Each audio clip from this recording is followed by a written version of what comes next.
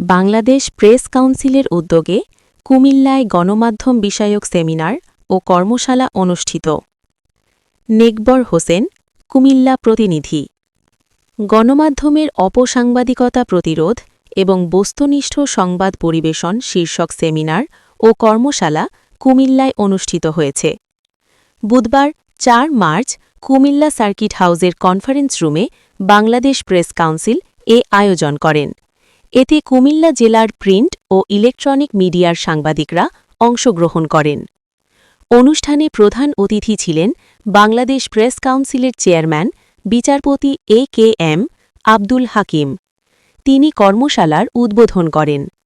কুমিল্লা জেলা প্রশাসক ও জেলা ম্যাজিস্ট্রেট মু রেজা হাসানের সভাপতিত্বে অনুষ্ঠানে বিশেষ অতিথি হিসাবে বক্তব্য রাখেন কুমিল্লার পুলিশ সুপার আনিসুজ্জামান এবং অতিরিক্ত জেলা প্রশাসক সার্বিক মোহাম্মদ সাইফুল ইসলাম।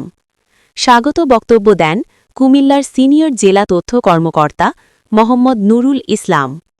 প্রথম সেশনে আলোচক হিসাবে বক্তব্য দেন বাংলাদেশ প্রেস কাউন্সিলের সচিব উপসচিব মোহাম্মদ আব্দুস সবুর।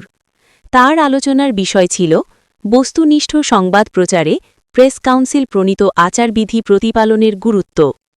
তিনি বলেন, সংবাদ পরিবেশনে নিরপেক্ষতা, তথ্য যাচাই ও নৈতিক মানদণ্ড অনুসরণ নিশ্চিত করতে হলে প্রেস কাউন্সিলের আচারবিধি যথাযথভাবে মেনে চলতে হবে।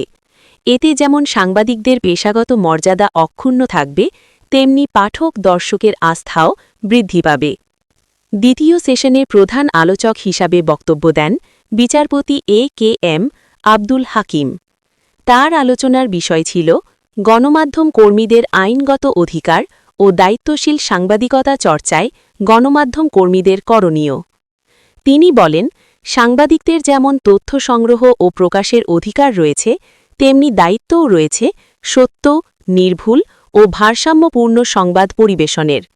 দায়িত্বশীল সাংবাদিকতা গণতান্ত্রিক সমাজ ব্যবস্থার একটি গুরুত্বপূর্ণ ভিত্তি উল্লেখ করে তিনি অপপ্রচার, বিভ্রান্তিকর তথ্য ও উদ্দেশ্যপ্রণোদিত সংবাদ পরিবেশন থেকে বিরত থাকার আহ্বান জানান।